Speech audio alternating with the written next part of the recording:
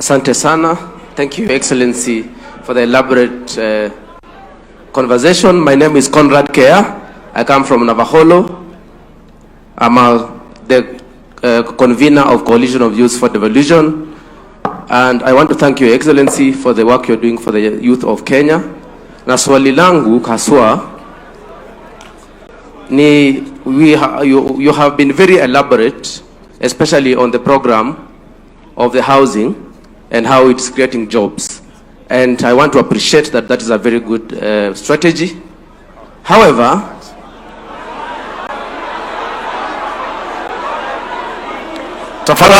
my question is, for professionals who are not in that field, like yourself and myself who did actuarial science, what is the plan of the government to ensure that we do not leave behind professionals that do not are not in the building sector, but can still benefit from the government programs? And I invite you in October for Youth Devolution Festival. Asante. Asante. Kea from Navakolo. Nafikiri baada ya kusikia swali tutarudi kwenu. Tutarudi kwenu. Sawa, that lady alikuwa anasema maneno ya gender. Yes. Thank you so much, His Excellency. My name is Silva Julie Malaho from Bungoma County. I'm here to ask a question. As a government, you're not able to reach out to all places. So we have CBOs, CSOs, NGOs. I haven't heard you addressing anything or any funding model. For example, we reach out to young ladies, we give them reusable sanitary towels. And something that the government maybe cannot able to reach out to all those people. And you know, the future is her. And something like a period is a natural occurrence, something that has to be addressed every time and every time. So what is the government doing to ensure that something like that is addressed? Thank you. Asante, Sylvia.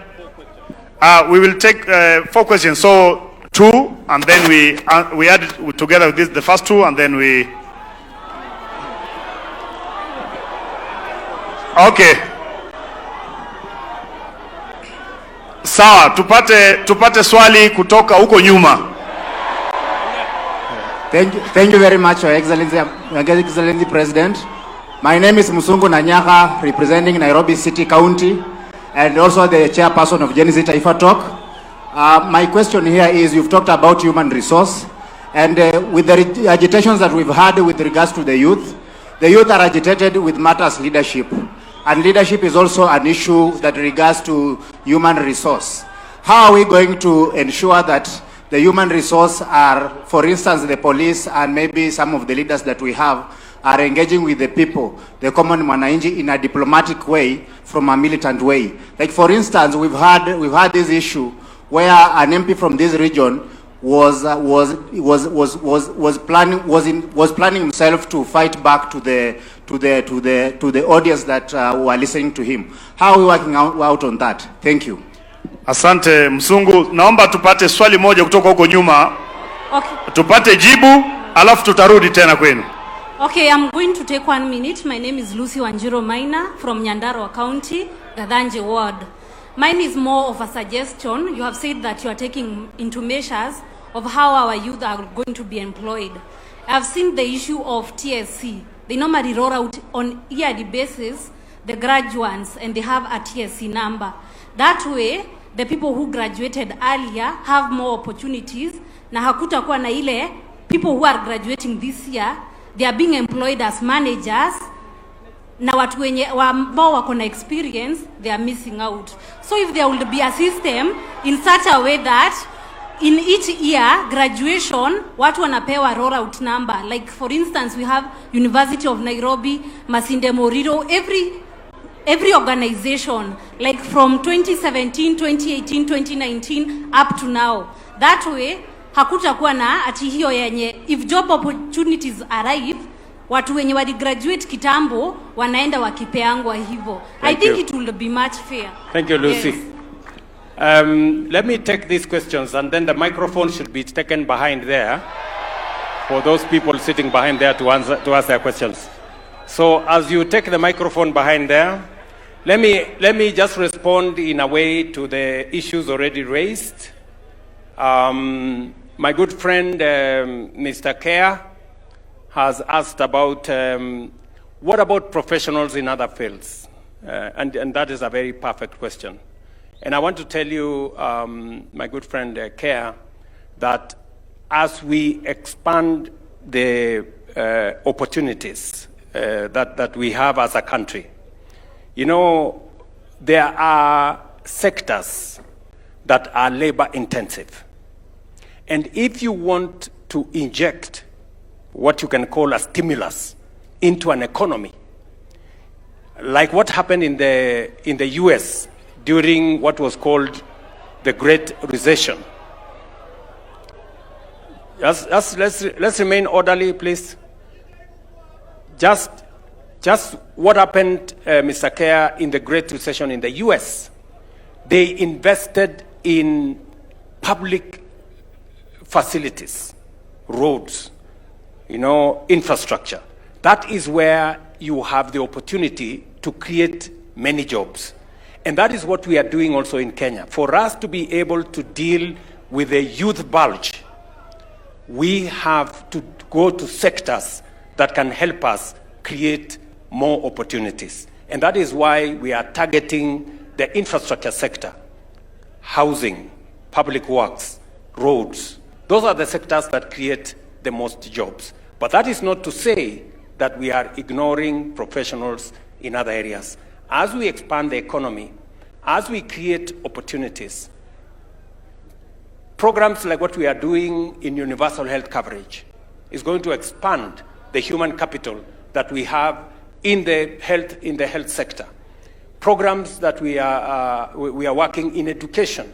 You've just heard Lucy say, as we hire the teachers and we are expanding the horizon in hiring teachers, we must consider those who trained earlier for opportunities so that those who trained later can come after those who trained earlier.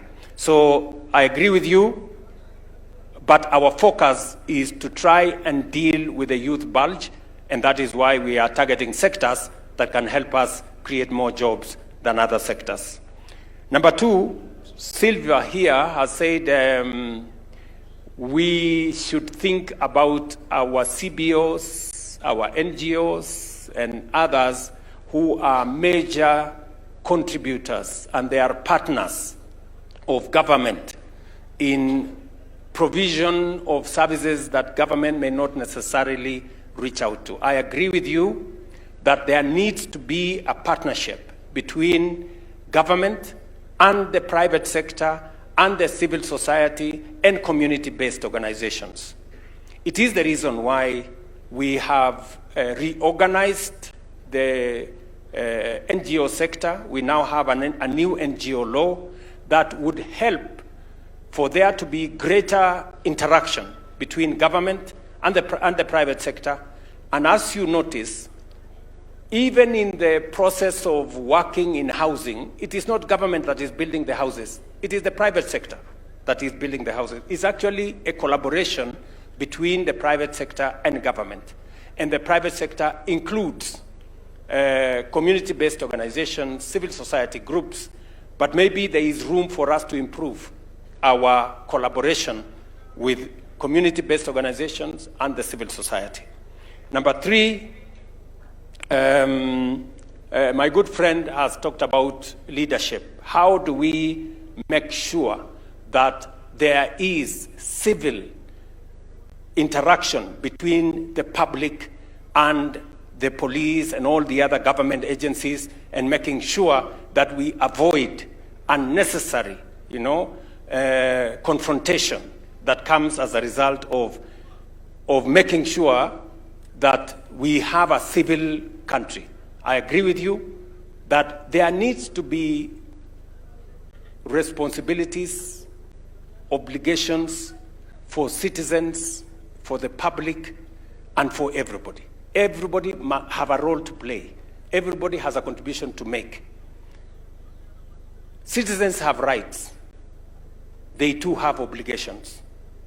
The police must have rights, but they must also have their obligations to make sure they secure the nation. So leaders must behave themselves, and so must the police. In our program, we are now undertaking the program of redressing some of the injustices that have happened in the past, and also retraining our policemen and women so that we can have better engagement between the public and our security agencies. And finally, Lucy has made a suggestion. Beatrice Inyankala, please take up the suggestion that has been given by Lucy. She has said that she has some recommendation, and I agree with her, that we need to better organize the absorption of teachers so that those who train earlier do not get stranded, while those who train later are absorbed. We should have a program where we have order in that space. Asante sana. Yeah, let me take some, yes, from behind there. Apo.